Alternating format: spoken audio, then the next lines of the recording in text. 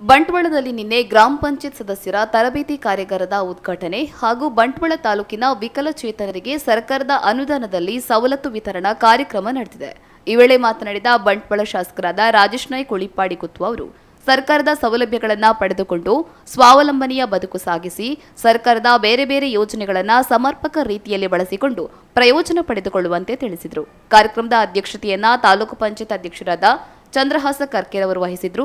ವೇದಿಕೆಯಲ್ಲಿ ತಾಲೂಕು ಪಂಚಾಯತ್ ಉಪಾಧ್ಯಕ್ಷ ಅಬ್ಬಾಸ್ ಅಲಿ, ಸ್ಥಾಯಿ ಸಮಿತಿ ಅಧ್ಯಕ್ಷೆ ಮಲ್ಲಿಕಾ ವಿ ಶೆಟ್ಟಿ ಉಪಸ್ಥಿತರಿದ್ದರು.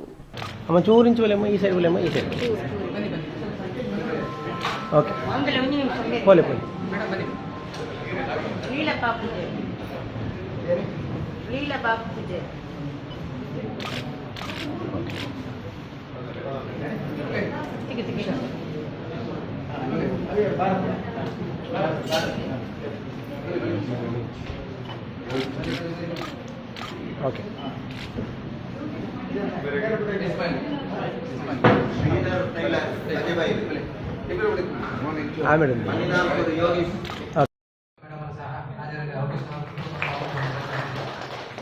ಈ ಒಂದು ಸಭೆಗೆ ನಮ್ಮ ತಾಲೂಕು ಪಂಚಾಯಿತಿಯ ಹಾಗೂ ಈ ಒಂದು ಸಭೆಗೆ ಈಗಾಗಲೇ ವಿಶೇಷ ಚೇತನರ ಕುಟುಂಬದ ಮುಖ್ಯಸ್ಥರು ಮತ್ತು ಫಲಾನುಭವಿ ಇಬ್ಬರು ಸಹ ಯಾರು ವಿಕಲಚೇತನರಾಗಿದ್ದಾರೆ ಅವರಿಗೆ ಏನಾದರೂ ಒಂದು ಸಹಾಯ ಮಾಡುವುದರ ಮೂಲಕ ಅವರ ಕೈಗೆ ಒಂದು ಉದ್ಯೋಗವನ್ನು ಕೊಡಬೇಕು ಅಂತಕ್ಕಂಥ ಉದ್ದೇಶದಿಂದ ಇವತ್ತು ನಾವು ಕೈಗಾರಿಕೆ ಮಿಷನ್ ಅನ್ನು ಕೊಟ್ಟಿದ್ದೇವೆ.